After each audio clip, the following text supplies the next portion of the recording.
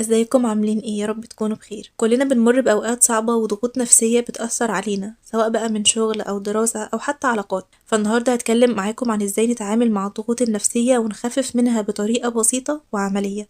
بس قبل ما نبدأ اقعدي في مكان هادي ومريح واعملي حاجة بتحبي تشربيها وخلينا نبدأ على طول. اول حاجة لازم نكون فاهمين تأثير الضغوط النفسية علينا. الضغوط النفسية مش بس بتأثر على مزاجنا، لكن كمان بتأثر على صحتنا النفسية والجسدية. فممكن تسبب لك صداع، إرهاق، توتر أو حتى مشاكل في النوم وأرق، وتنامي وتقومي تحسي إنك تعبانة وجسمك كله مكسر.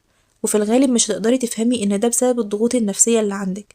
علشان كده مهم جدا نعرف ازاي نتعامل مع الضغوط دي ونوجهها ونتحكم فيها احنا بدل ما نسيبها هي تتحكم فينا. فتابعي معايا الفيديو للنهاية علشان هقولك في الآخر على شوية تمارين هتخلصك تماما من الضغط النفسي وهتحسسك بالراحة والهدوء والسلام الداخلي. طيب احنا ليه أصلا بنوصل لمرحلة الضغط النفسي دي؟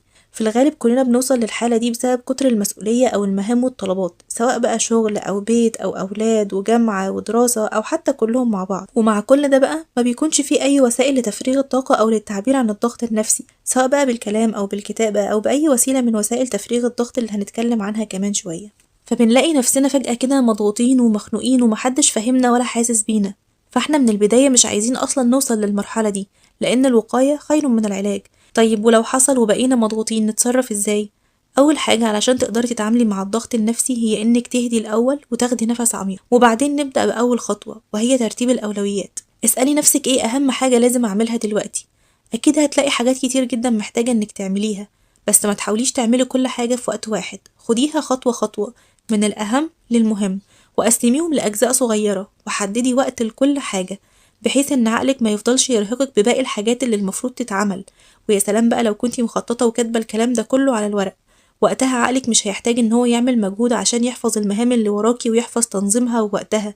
كل ده هيكون مكتوب قدامك على الورق، فبالتالي هيخف الضغط النفسي جدا من على عقلك ومن على نفسيتك. تاني حاجة بقى عشان تخففي الضغط النفسي هي انك تعبري عن مشاعرك. كبت المشاعر بيزود التوتر. جربي تتكلمي مع حد بتثقي فيه، سواء بقى ام، اخت، اخ، صديقة او حتى لايف كوتش. ولو ما لقيتيش اي حد من دول، حاولي تكتبي مشاعرك وتكتبي كل حاجة مضايقاكي على الورق. المهم انك تفرغي الطاقة والضغط النفسي اللي جواكي علشان تقدري تنجزي المسؤوليات والطلبات اللي وراكي. وخلي بالك احنا اوقات كتير جدا بنحس بضغط نفسي علشان بنحاول نسيطر ونتحكم في كل حاجة حوالينا، وللأسف ده غلط. احنا عمرنا ما هنقدر نسيطر على كل حاجة في حياتنا. ساعات بنكون عايزين نسيطر على البيت علشان يفضل هادي ونظيف طول الوقت، وكمان عايزين نسيطر على الأولاد ونخليهم يسمعوا الكلام ويعملوا الحاجات المطلوبة منهم. بنحاول نغير في الناس حوالينا وفي طريقة تفكيرهم وفي كلامهم وفي مواقفهم وتصرفاتهم، مع ان في حاجات كتير قوي من الحاجات دي خارجة خالص عن سيطرتنا. وكل محاولة مننا اننا نسيطر على كل حاجة حوالينا ده بيعمل ضغط كبير جدا على نفسيتنا وبيتعبنا احنا اكتر. وعايزاكي تعرفي حاجة كمان، ان في حاجة اسمها دايرة تأثير ودايرة انتباه. دايرة الانتباه دي هي كل حاجة حوالينا عقلنا بياخد باله منها وبيلاحظ وجودها، بس ملوش سيطرة عليها للأسف. أما دايرة التأثير هي كل حاجة احنا لينا سيطرة عليها، زي نفسنا، لبسنا، شكلنا، أو أي حاجة تخصنا ونقدر فعلا ان احنا نتحكم فيها. فاحنا لازم في كل موقف بيحصل في حياتنا نعديه الأول على الدايرتين دول، ونعرف هل اللي بيحصل ده في دايرة الانتباه ولا في دايرة التأثير.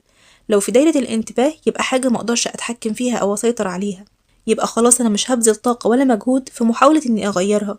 زي مثلا أمي وأبويا لو عندهم طريقة تفكير معينة غير طريقة تفكيري، كل اللي أنا أقدر أعمله إن أوضح لهم وجهة نظري في الموضوع أو أعبر عن نفسي، لكن عمري ما هقدر أغير أمي ولا أبويا ولا حتى أقدر أغير تفكيرهم. يبقى دي حاجة في دايرة الانتباه، يبقى على طول ما تعبش نفسي فيها ولا أحاول أسيطر عليها. خلاص هم حرين، كل واحد حر يعمل اللي يريحه، واحنا نحافظ على هدوءنا وعلى سلامنا النفسي وما نضغطش نفسنا في حاجات مش في ايدينا ولا نقدر نتحكم فيها.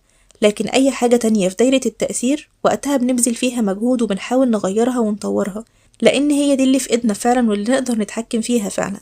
النقطة اللي بعد كده، علشان نخفف من الضغط النفسي ضروري جدا تراقبي طريقة تفكيرك وكلامك مع نفسك. العقل بيتعود على الكلام اللي بنقوله لنفسنا، فلو دايما بنلوم نفسنا وبنحسسها بالعجز والتقصير هنفضل طول عمرنا حاسين بالضغط طول الوقت. فمهم جدا تخلي بالك من أفكارك. لما تتكلمي مع نفسك بطريقة إيجابية ومن غير جلد ذات ده هيخفف عنك كتير وهتحسي بهدوء وراحة نفسية. جربي كل يوم الصبح تقولي لنفسك كلام إيجابي أو توكيدات إيجابية، زي مثلا أنا قوية، أنا أقدر أعدي أي مشكلة بسهولة، أنا ناجحة، أنا ببذل كل مجهودي من غير ما أقصر، أنا مبسوطة من نفسي، وهكذا. مع الوقت عقلك هيصدق وهيهدى والضغط النفسي والعقلي كله هيخف. تعالي بقى اقولك على شوية تمارين بسيطة ومش هتاخد منك وقت كبير ولكن هتريحك جدا. اول تمرين هو ممارسة الهوايات. لازم يبقى فيه وقت في يومك بترفهي فيه عن نفسك وبتعملي حاجات بتحبيها، زي مثلا الرسم، التلوين، او الالعاب اللي بيكون فيها تركيز وتشغيل عقل.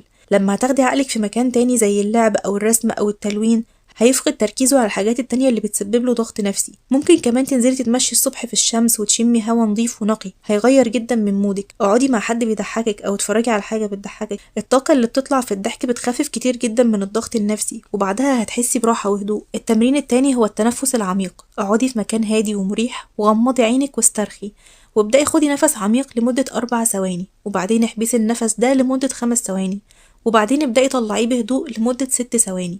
وكرري التمرين ده 5 مرات يوميا او اكتر لو حاسه انك مضغوطه. انا عن نفسي كل لما احس ان بدات اتعب او اكون مضغوطه نفسيا بعمل التمرين ده. هتحسي على طول ان في حمل تقيل اتشال من عليكي وهتبقي اهدى وهتقدري تقومي تكملي المسؤوليات اللي وراكي. والتمرين التالت هو تمرين الاسترخاء. اقعدي في مكان هادي برضو ومريح وحطي اي ريحه هاديه انت بتحبيها ونامي على السرير وافردي جسمك واسترخي تماما. حسي بكل عضله في جسمك وهي مسترخيه، وفي الوقت ده وقفي دماغك عن التفكير عن اي حاجه تماما. اسمعي بس صوت الهدوء اللي حواليكي وركزي على الريحة الحلوة اللي انتي شماها، واستشعري نعم ربنا عليكي واحمدي ربنا على كل نعمة صغيرة وكبيرة. احمدي ربنا على نعمة الصحة والعافية، احمدي ربنا على كل النعم في حياتك. استرخي لمدة 10 دقايق أو 15 دقيقة وبعدين قومي وتعالي كلميني عن إحساس الهدوء والراحة والسلام النفسي اللي هتحسيه. التمرين الرابع هو الكتابة. تمرين الكتابة ده بنعمله عشان نفرغ الطاقة السلبية أو الدوشة اللي بنحس بيها. فهاتي ورقة وقلم وابدأي اكتبي كل حاجة مضايقاكي من غير ما تفكري. اطلقي العنان لنفسك حتى لو هتكرري الكلام اللي هتكتبيه او حتى هتكتبي كلام ملوش علاقة ببعض. المهم اكتبي لحد ما تحسي انك خلاص ارتحتي وهديتي، وبعدين قومي احرقي الورقة دي. هتحسي بعدها ان كل حاجة كتبتيها اتبخرت وراحت من قلبك وعقلك ولا كأنها كانت موجودة. واخر تمرين واهم تمرين هو تمرين الامتنان. التمرين ده هيغير طريقة تفكيرك وهيخليكي تاخدي بالك من نعم كتير قوي حواليكي انتي مش واخدة بالك منها. عايزاكي كل يوم قبل ما تنامي اكتبي 3 حاجات انت ممتنة لوجودها، حتى لو كانت حاجات بسيطة، زي انك النهاردة الحمد لله شربتي قهوة وقدرتي تستمتعي باللحظة دي من غير ما تحسي بتعب، او حتى من غير ما الدكتور يمنعك من حاجة بتحبيها، او حتى لو سمعتي كلمة حلوة من حد النهاردة كمان اكتبيها، او حتى لو خلصتي جزء كبير او صغير من شغلك ودراستك.